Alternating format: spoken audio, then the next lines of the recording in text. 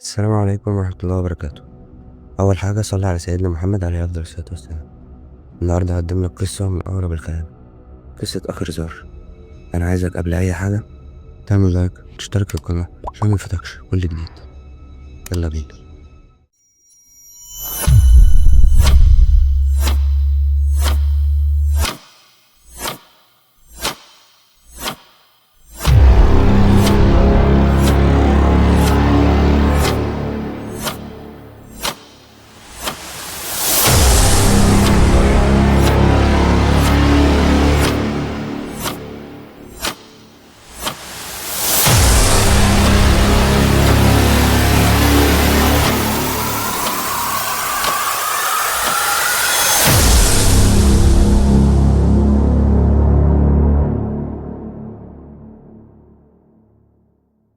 في قلب صعيد مصر، في قرية نسيها الزمن وحصل بين الجبال والوديان، كان في سر عمر قرون، وكل اللي قرب منه كان مصير النسيان أو الجنون.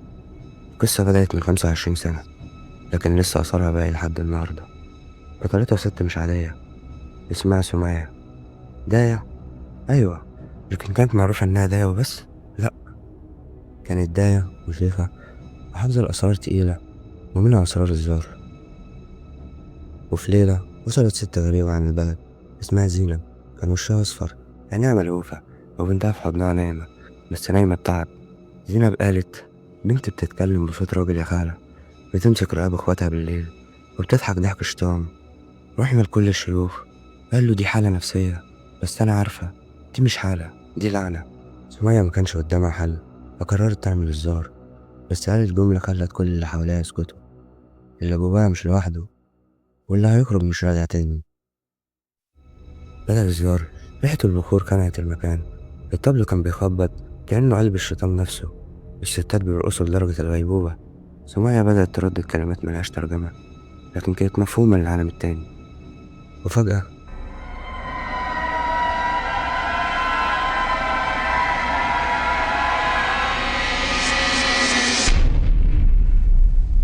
البنت قالت: أنا مش لوحدي، إحنا خمسة، والخامس بتاعنا يبقى كبرنا.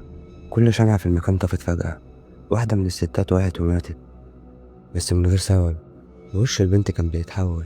تاني يوم حاجات غريبة بدأت تحصل، الطيور ماتت، آبار المياه اسودت، وناس بدأوا يشوفوا أحلام فيها سمية نفسها واقفة في الضلمة وبتبص عليهم وكأنها تقبض روحهم.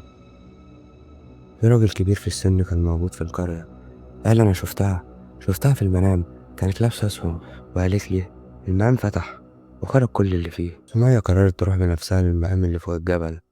كانوا زمان بيقولوا إنه مقام مسكون، راح ست سكنت هناك، أهل القرية بيخافوا منها من أكتر من 100 سنة، بس اللي محدش قاله إن المقام ده مش مقام ديني، دي بوابة لعالم تاني. المقام كان متغطي بالتراب، ريحة باردة ماشية حواليه رغم إن الجو حر.